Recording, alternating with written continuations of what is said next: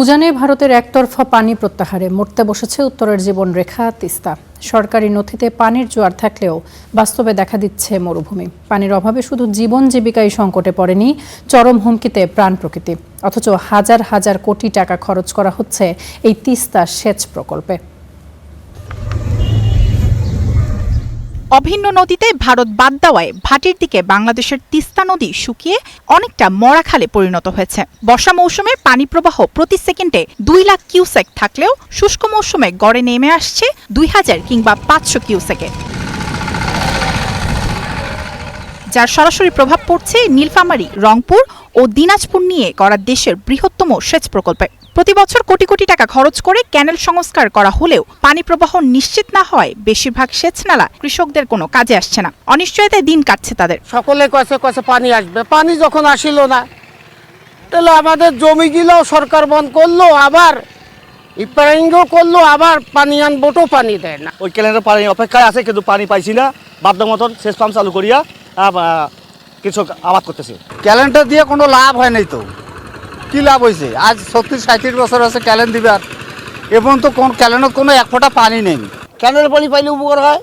এই 15 বছর ক্যানেল দিচ্ছে, খালি ভালোই করে পানি নেই। তিস্তা ব্যারেজ থেকে শুরু হয়ে সেচ প্রকল্পের 766 কিলোমিটারের খাল নীলফামারী, রংপুর ও দিনাজপুর জেলায় 12টি উপজেলায় বিস্তৃত।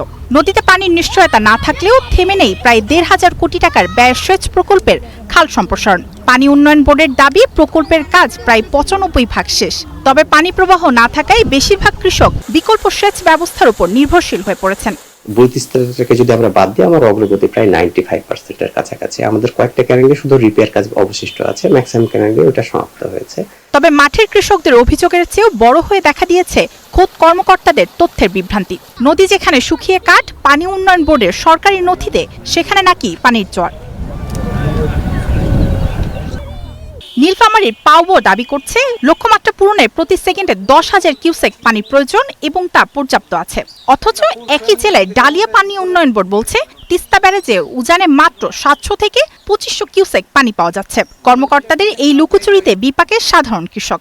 অনেক জায়গায় বলা হচ্ছে যে পানি চাহিদা দেওয়ার পরেও পানি পাওয়া যায়নি। আমাদের এরকম জানা মতে নাই। আমরা প্রতিনিয়ত এটা নিয়ে কাজ করছি। আমাদের কাছে যেসব ক্যানেলে চাহিদা দেওয়া হচ্ছে আমরা সেসব ক্যানেলে কাজ করছি। আমাদের যে নরমালি যে চাহিদা সেটা আমরা 10,000 কিউসেক সেটা আমরা কিন্তু পাচ্ছি। আমাদের পানির কোনো ঘাটতি নাই। 2423 কিউসেক, তো এভারেজ মোটামুটি 2500 কিউসেকের মতো পানি এখনো নদীতে ফ্লো হচ্ছে, আছে, প্রবাহিত হচ্ছে।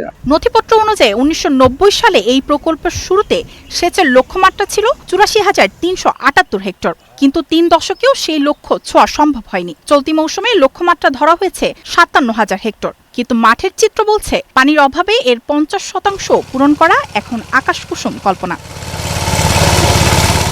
Desk report, star news.